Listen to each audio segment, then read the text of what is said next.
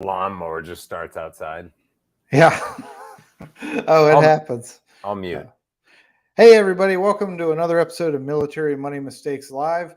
I'm Trevor Maxwell, same as last time, and you are still you. And I wanted to thank everybody who's been participating and giving me feedback, leaving comments, reaching out to me after these, and talking about good things that they've learned. I want to throw this out there. If you guys have questions about the financial services industry, anything like that, feel free to ask me. I will say this: no single advisor knows everything about the entire industry. So if it's something I don't know, I probably know somebody who can get me an answer.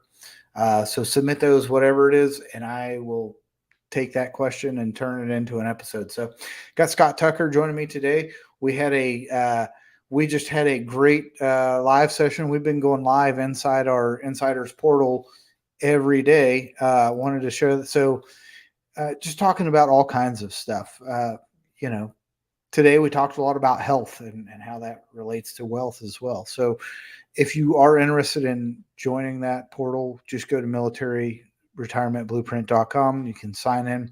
You'll get a couple of emails. We'll try not to bombard you too much. So uh, inside joke there. But we will, it's just a resource, right? It's away from social media, so you don't have all the normal crap that comes with that, but we wanted to give a space where you could go. I'm no longer calling them safe spaces anymore. It's just a place where you can go to hopefully get away from the insanity that we all want to avoid when we're trying to learn something or get something done. Also, I did get to Scott and I had a couple of calls so far, getting some feedback from guys in the beta group for military money mistakes. It was kind of a proof for the curriculum, and so we've gotten some really good feedback on that. I'm still got to schedule calls to bring in more, but I wanted to throw this out there too. If you are interested in being part of the next group and getting access to the program for life for free, there's a link down in the about section of this you can click on to set up a one-on-one. It's not just anybody who wants to join can. Uh, I am interviewing people to do this, and I'm looking for the right people to do it. So there is an ask of you that A, you participate, and B, you give feedback, and then C, pass it on to somebody else that you think it will bring value to. So click on that link down there if you're interested. Again, too, the link to the militaryretirementblueprint.com is also in the about section. But now that we're done with all that, we can get into the topic of today: how financial services professionals get paid.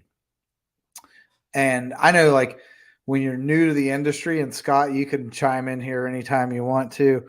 Uh, we, something that it's very uncomfortable when you first get into the industry, learning to talk about that. How do I get compensated for it, right? Because you're nervous. You don't know. It's all new to you. You don't want somebody to not work with you because you're getting paid to do the job. And I just thought it was funny, like, when I was new, I was very nervous about talking about that. And, it makes people not trust you.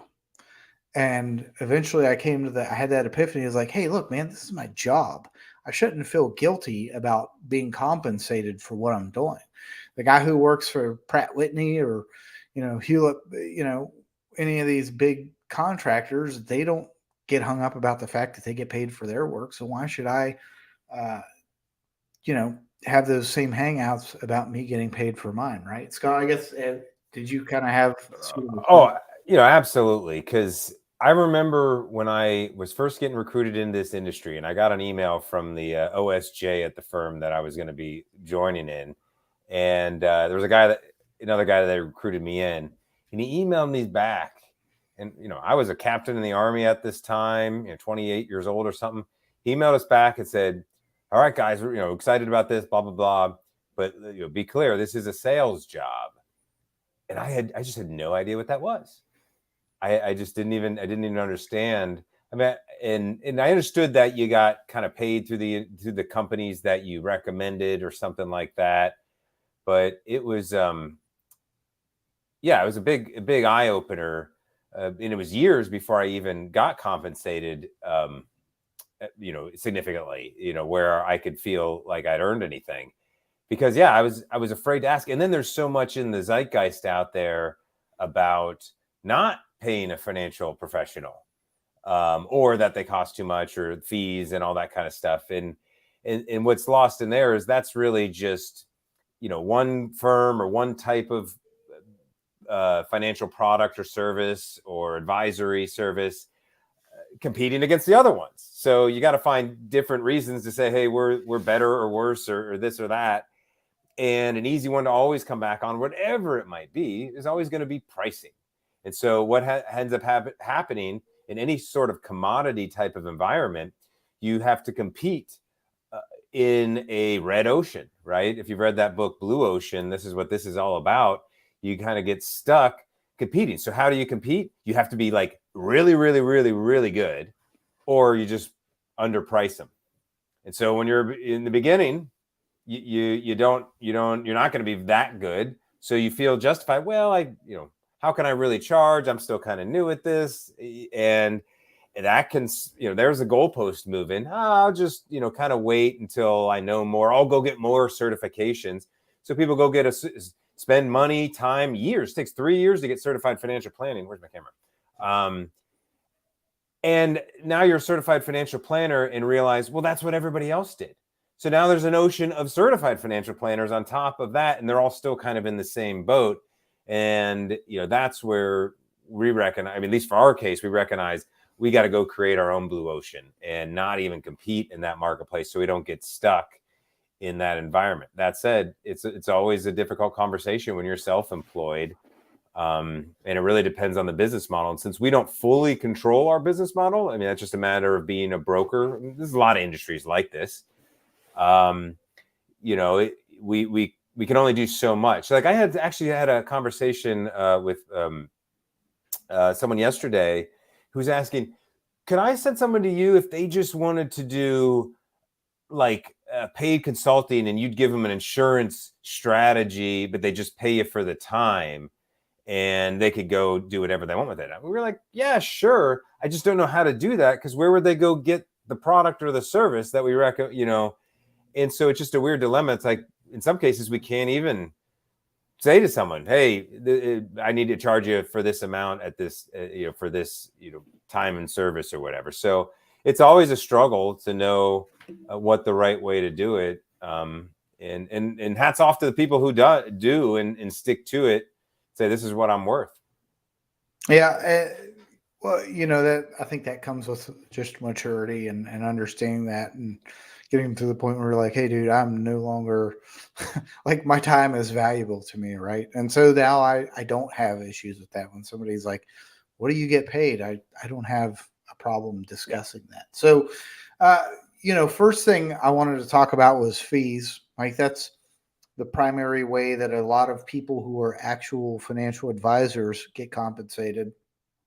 And you'll see there are individuals out there who are what they call fee-only advisors. And so typically, when I say financial advisor, I'm referring to somebody who holds either a Series 65 or 66 license. So if you ever have questions about that, that's like, hey, what licenses do you hold? Like when you're talking to somebody for the first time, if you're concerned, if that's an issue for you, ask them about that, right? So there's different types of fees too, right? Sometimes you have these one-time fees. If you say, hey, I'm going to pay you some money, you're going to, do this discovery thing where you look at all my assets and then tell me what to do. That's a one-time fee. There can be recurring fees where you keep them on retainer, right? I'm paying you a certain amount every month that's going to get to a total amount, and that's what our agreement is based on. So that's just, hey, you're paying me directly for my services. There's the assets under management fee, which again too is an advisory fee. Not, I'll talk about the other types of investment compensation here in a minute, but that's just typically a percentage of, hey, whatever investments I have, you get a percentage of that. Most of those you're going to see,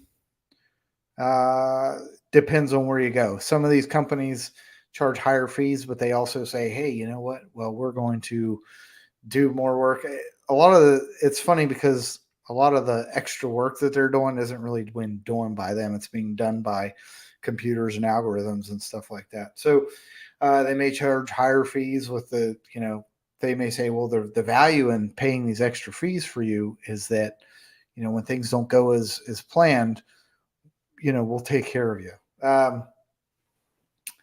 It's hit or miss, right? So assets under management fees, that's just how they get compensated, right? It's a percentage of the assets that they manage.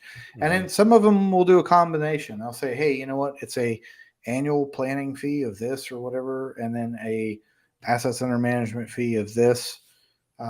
And then some of them, I'll get to the insurance stuff too. Some of them are licensed to do insurance as well. And then you have financial planners. So Scott talked about CFP, certified financial planners. I'll talk, most financial planners, they charge a planning fee, right? That's kind of like the one-time fee. Maybe they'll break it up into monthly installments or something like that. But it's important that when you are starting to work with somebody, you understand the difference between a financial advisor and a financial planner. A financial advisor is somebody who has that either Series 65 or 66 license. They can give you specific investment advice. They can give you tax advice. Financial planners, those are people who follow this kind of cookie cutter process that was spelled out by the Certified Financial Planning Board years ago, and they do comprehensive planning. Actually, can I clarify that a little bit? Hop in there. Because the industry's adjusted, at least in the 15 years I've been in. I've kind of watched it evolve, especially as the mass of people going to get the CFP designation kind of overpopulated the environment, because there became a confusion on what is financial planning, or I think the actual term better term would be investment advisor versus financial planner, because an investment advisor, registered investment advisory firm, or a Series 65, you can create an RIA, a registered investment advisory, or you can be an IAR, an investment advisory rep. Now, those reps don't have to be CFPs. That's us. We're and those have to be fiduciaries, but only in the investment advisory account. So that word fiduciary gets thrown around, and does that have to do with the CFP or not? So things get confusing. So a CFP can do investment advice, but they might not. There can be CFPs that don't have the investment advisory license, but they can do financial planning on a suitability standard. And I don't know if they can, but they might not be, in that case, they might not be able to charge a planning fee. See, it even starts to get confusing. It's been so many years since I've done this, but right. It's like, what exactly do you want? And just to wrap it up real quick, what ended up happening is a lot of the CFPs who went independent then created their own registered investment advisory firm, and they started charging a business model where they were charging monthly they charge an upfront planning fee and then a monthly. And then if you wanted to do assets under management, there's another fee. That's the 1% fee on that. We used to do in the broker dealer world, we would just charge the 1% fee, and then the planning and everything was just kind of included. We didn't charge extra. Now, again, that was just a different business model, because we were also doing insurance. So it depends if they're doing a lot of those investment advisory firms either hate insurance or just don't know it, so they don't bother. So they don't get licensed. They obviously don't learn it. So if they hate it, then that's just because they haven't learned it probably. But they got to make up for that compensation if they're not willing to get compensated, because they think it's bad to get compensated from the insurance companies. And I know you're going to talk about that in a minute. So they have to find ways to make up for that. And the 1% investment advisory fee ain't going to cut it unless you've already got, because you have to have $10 million of assets under management to even make $100K a year in this business. It took me 10 years to even get that amount. I mean, I wasn't a huge asset gatherer. I was more of an insurance guy, but that's hard. It's really hard to do it. And some people are really aggressive at it. But in the early years, you got to make up for it some way. So that's where the $2,000-$3,000 upfront fee and another $200 a month or more is kind of the model that ended up happening in this industry. So, yeah, I do like that better at investment, because that's technically what we are, as investment advisory representatives. But yeah, so understand the difference between, there are investment advisor representatives who do financial planning. You're probably just going to get charged a one-time fee for that, whatever the plan is.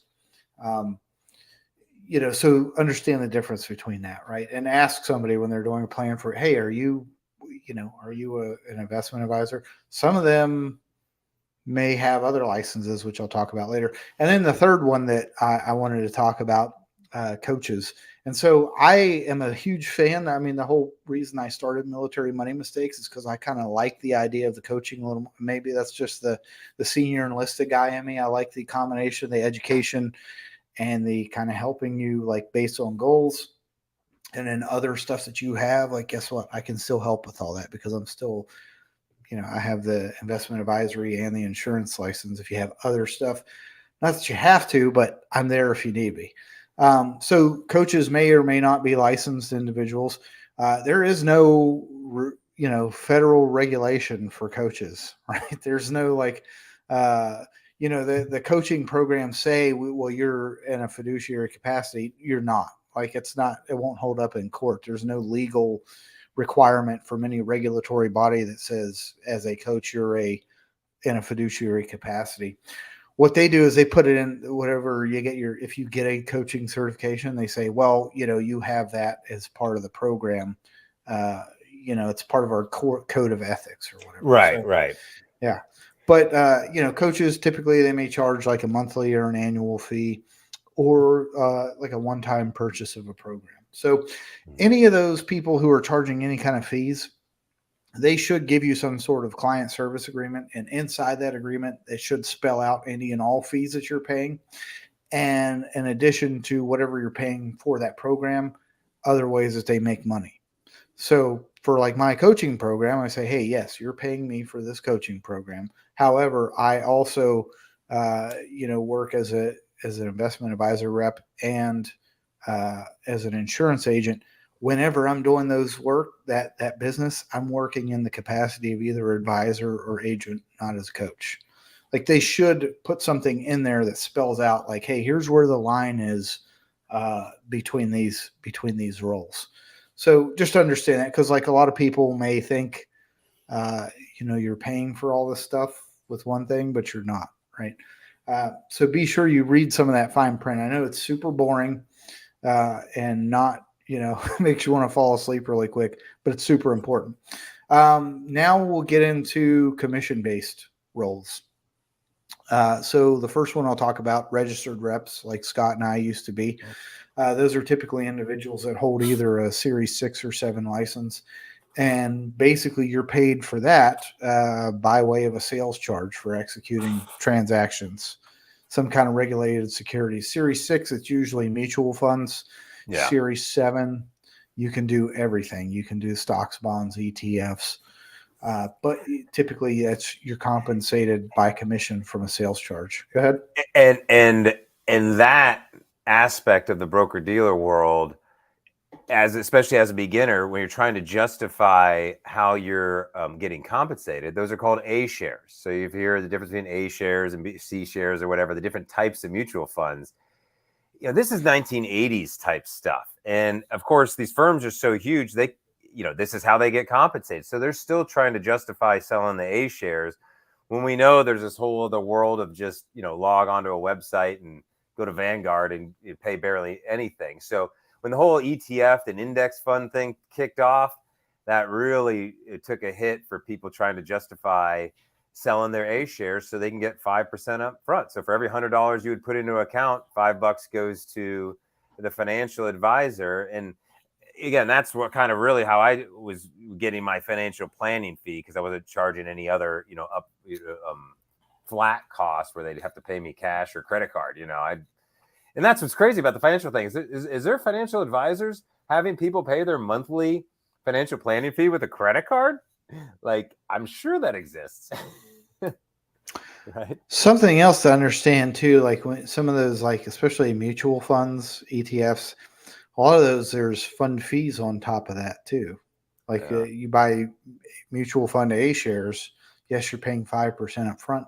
Well, a lot of those will have fund fees, or what they call 12B1 fees, right? So there's still other fees on top of that you're paying as time goes on. So next one that does commission-based business, insurance agents.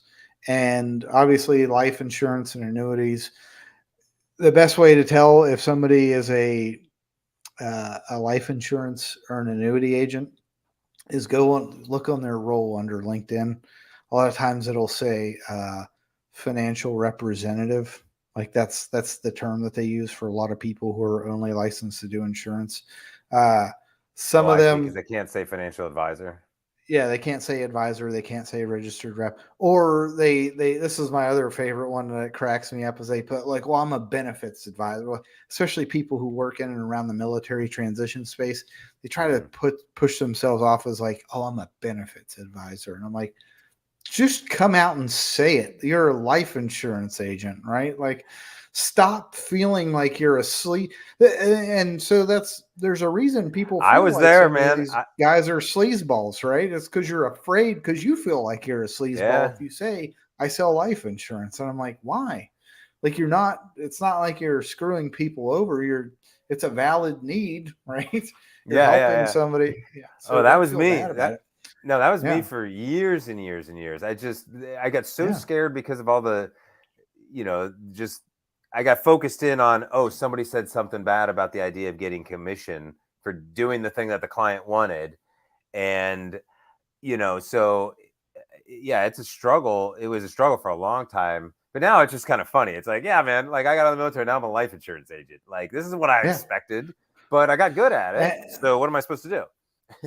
That's it. When I talk to somebody, they say, "Well, how do you get paid?" And I say, "Well, a couple different ways. A, I get commissions for any life insurance products, and B, any investments under our management, we charge an assets under management fee." Mm. And then they're like, "Oh, okay, yeah, cool." So other types of insurance agents too, property and casualty, long term care, disability. Those are all commission based products. And then the last one I'll refer to non-licensed individuals because we had this conversation recently. There are people out there who aren't licensed individuals, but they can set up what they call referral agreements with somebody who is a licensed professional. Yeah. You can set this agreement up to be like, hey, you have a big audience. Uh, I would like to set up an agreement to you where you send business my way and then I can pay you for that, right? There's a referral. You, you're supposed to have like a written agreement that spells out like, hey, it's every person you send me, I pay you X amount. You can't give them a percentage of the case or whatever. That's illegal. If they're not licensed, you can't give them and appointed through that particular insurance company.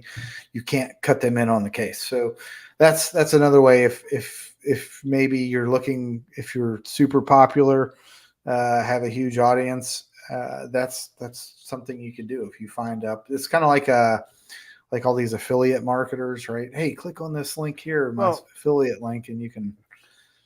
and I think that's what we try to peel back, the onion and show behind the curtains, is that the entire financial industry itself internally is all just affiliate agreements, right?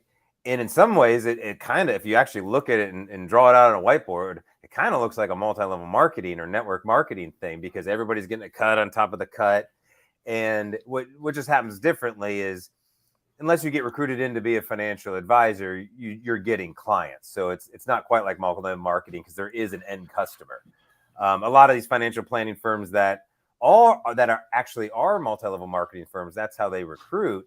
They recruit every client to also become an advisor, and then that's how you get that kind of snowball effect where there's actually not a customer. There's just people buying insurance so they can get, they buy their own policy on themselves, they get a commission for it, and then they got to go recruit more people, and that could snowball. But the affiliate thing is common in the industry. It's not weird.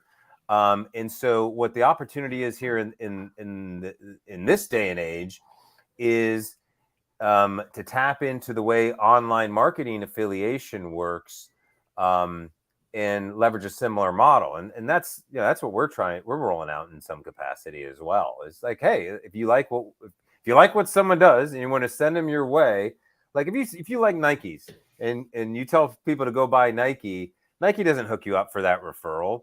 Yet in any small business, not just, this isn't just some weird financial advisor thing, just any small business, if you like them and you're willing to hook them up with customers, that's what a small business needs.